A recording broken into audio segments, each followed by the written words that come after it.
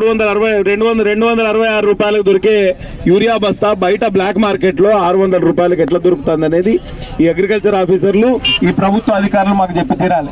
కాబట్టి నేనేం చెప్తున్నా అంటే ఈ సంవత్సరం కృత్రిమంగా కొరత సృష్టించి ప్రభుత్వ అధికారులు, సొసైటీ డైరెక్టర్లు, సొసైటీ చైర్మన్లు అందరూ కూడబలుకొని బ్లాక్ మార్కెటింగ్ చేయడంతో సమస్య జటిలమైంది. కాబట్టి నేను ఒక్కటే కోరుతున్నా, ఈ సమస్య పరిష్కారం అయ్యే వరకు ఇక్కడి నుంచి లేచేది ఎన్ని రోజులైనా ఇక్కడనే కూర్చుందాం. అవునా?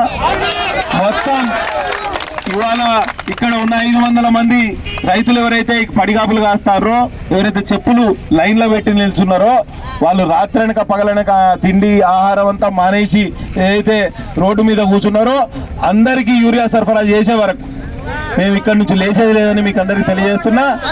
రేవంత్ రెడ్డి ప్రభుత్వం ఇవాళ కేంద్ర ప్రభుత్వం 2600 రూపాయల బస్తా మీద 2350 రూపాయల సబ్సిడీ ఇస్తే ఆ సబ్సిడీ ఇవి పక్కన పెట్టి ఇవాళ మొత్తం 266 రూపాయలకు అమ్మాల్సిన బస్తాను బయట అమ్ముతా ఉంటే ఈ ప్రభుత్వం ఏం చేస్తుంది?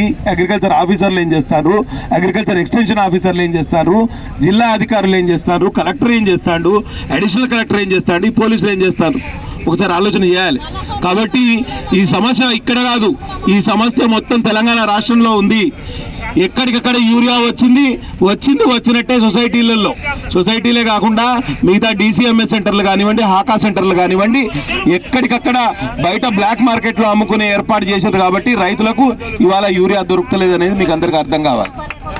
అవునా? బయట 600 రూపాయలకు పెడితే 1000 బస్తాలు దొరుకుతాను. అవునా?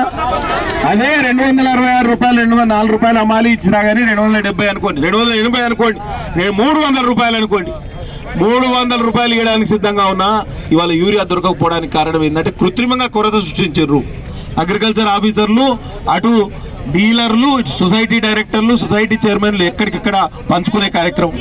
ఇవాళ నీకు 300 బస్తాలు రాగానే కోటా అన్నట్టు, నీకు 300 బస్తాలు, నీకు 400 బస్తాలు, నీకు 500 బస్తాలు వాళ్ళే పంచుకుంటారు.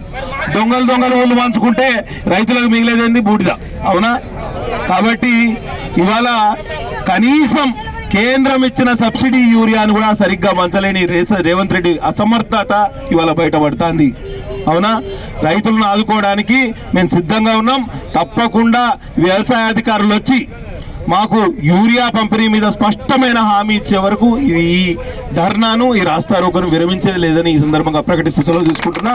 బోలో భారత్ మాతా కీ, బోలో భారత్ మాతా కీ, వందే వందే వందే మాతరం మాతరం మాతరం మాతరం మాతరం మాతరం.